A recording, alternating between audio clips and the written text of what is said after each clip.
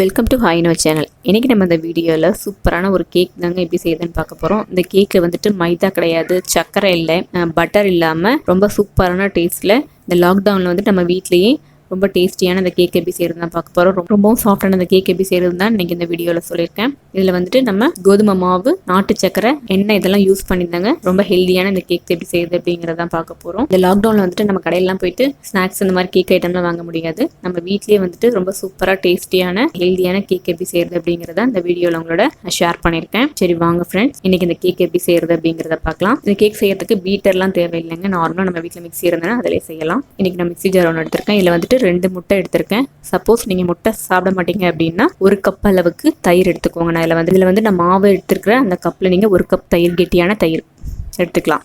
முட்டைக்கு பதில் 1 கப் தயிர். நீங்கள் எந்த கப் அளவாக எடுத்துக்கிறீங்களோ நான் அதை வந்துட்டு நீங்கள் அதுவே மாவு, எண்ணெய் எல்லாத்துக்குமே யூஸ் பண்ணிக்கோங்க. நான் இன்றைக்கி இந்த கப்பில் தான் எடுத்திருக்கேன். இதில் வந்துட்டு 2 முட்டை சேர்த்துருக்கேன். கரெக்டாக இருந்தது.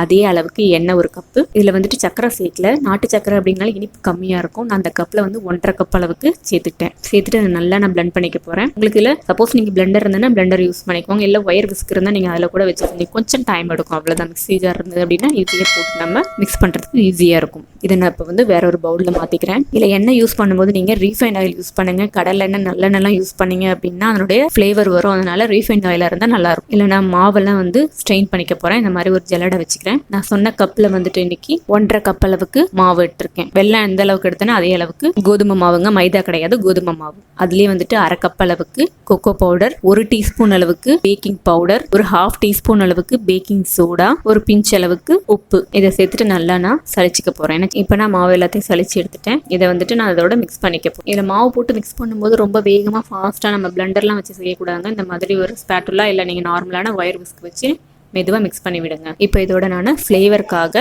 1 டீஸ்பூன் அளவுக்கு வெனிலா எசன்ஸ் சேர்த்துருக்கேன். கொஞ்சம் கெட்டியாக இருக்குது அப்படிங்கிறதுனால இதோட பால் சேர்த்து நல்லா நான் மிக்ஸ் பண்ணிக்க போகிறேன். பால் வந்துட்டு அதில் 1 கப் அளவுக்கு பால் எடுத்தேன். எனக்கு வந்து 3/4 கப் அளவுக்கு தான் பால் அதில் சேர்த்தேன். திக்காக இருக்குது அப்படிங்கிறனால இதோட பால் சேர்த்து நான் மிக்ஸ் பண்ணிக்க போகிறேங்க. இந்த கன்சிஸ்டன்சியில் இருக்கணுங்க. அப்போ தான் உங்களுக்கு வந்து கேக் வந்து நல்லா சாஃப்டாக இருக்கும். ரொம்பவும் தண்ணி ஆகிடக்கூடாது, இல்லை ரொம்பவும் கெட்டியானாலும் உங்களுக்கு கேக் வந்து ஹார்ட் ஆகிடும். நம்மளோட பேட்டர் ரெடி ஆயிடுச்சு. இப்போ பேக்கிங் ட்ரே வந்துட்டு நம்ம எடுத்துக்கலாம். அதில் வந்துட்டு நான் கொஞ்சமாக ஆயில் தாங்க, கொஞ்சமாக ஆயில் வந்துட்டு எல்லா இடத்துலையும் இந்த மாதிரி ஸ்ப்ரெட் பண்ணுற மாதிரி ஈவனாக ஸ்ப்ரெட் பண்ணிக்கிறேன். இல்லை நான் வந்துட்டு எனக்கு பட்டர் ஷீட் யூஸ் பண்ணியிருக்கேங்க. உங்ககிட்ட பட்டர் ஷீட் இல்லைனாலும் பரவாயில்ல. நார்மலாக இந்த கோதுமை மாவு எடுத்து சைடில் சென்டர்லாம் போட்டு நல்லா டஸ்ட் பண்ணிட்டீங்க அப்படின்னா கேக் உங்களுக்கு ஒட்டாமல் எடுக்கிறதுக்கு ஈஸியாக வரும். நான் வந்து பட்டர் ஷீட் இருந்தனால பட்டர் ஷீட் போட்டுட்டு அது மேலே லைட்டாக நான் எண்ணெய் தடவிக்கிறேன். பேக்கிங் ட்ரேல நான் மிக்ஸ் பண்ணி வச்சிருந்த அந்த பேட்டரை சேர்த்துட்டு இந்த மாதிரி நல்லா டேப் பண்ணி விடுங்க.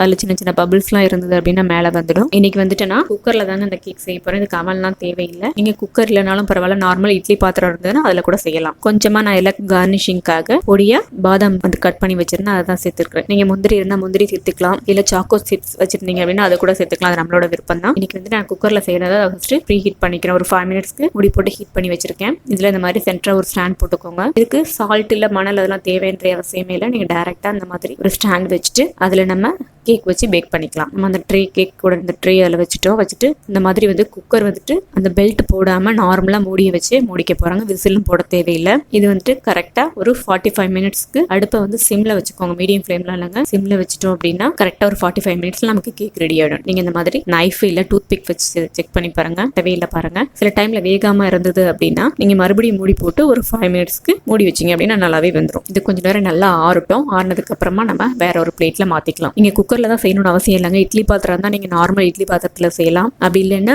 நார்மல் கடாய் இருந்ததுன்னா அது கூட செய்யலாம். நம்மளோட விருப்பம் தான். இப்போ பாருங்க ஒட்டவே இல்லை, சூப்பராக வந்துருச்சு நம்மளோட கேக்கு. சூப்பராக நம்மளுடைய இந்த ஹெல்தியான கேக் ரெடி ஆயிடுச்சு பாருங்க. இதில் மைதா, சக்கரை, பட்டர் இதெல்லாம் எதுவுமே இல்லாமல் நம்ம வீட்டில் இருக்கிறத வச்சு ரொம்ப சூப்பராக ஹெல்தியான இந்த கேக் எப்படி செய்யறது அப்படிங்கிறது தான் இந்த வீடியோவில் பார்த்தோம். கண்டிப்பாக நீங்கள் இந்த கேக்கை உங்கள் வீட்டில் ட்ரை பண்ணி பாருங்க. எப்படி இருந்தது அப்படிங்கிறத மறக்காம உங்களுடைய கமெண்ட்ஸ் எனக்கு ஷேர் பண்ண மறந்துடாதீங்க. இந்த வீடியோ பிடிச்சிருந்தது அப்படின்னா லைக் பண்ணுங்க, ஷேர் பண்ணுங்க. பாருங்க கேக் ரொம்ப சாஃப்டா வந்திருக்கு. நம்ம கடையில் வாங்குற அதே சாஃப்ட்னஸோட தாங்க இருக்கும். டேஸ்ட் மட்டும் கொஞ்சம் டிஃப்ரெண்டா இருக்கும். ஏன்னா நம்ம நார்மல் மைதா மாவு இல்லாம கோதுமை மாவு செஞ்சதுனால அந்த டேஸ்ட் இருக்கும். இருந்தாலும் இந்த கேக் வந்துட்டு ரொம்ப சூப்பரா இருக்குங்க. கண்டிப்பா நீங்க செஞ்சு பாருங்க. எப்படி இருந்தது அப்படிங்கறத உங்களுடைய கமெண்ட்ஸ் எனக்கு ஷேர் பண்ணுங்க.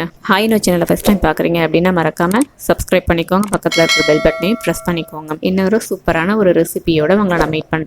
Thank you friends.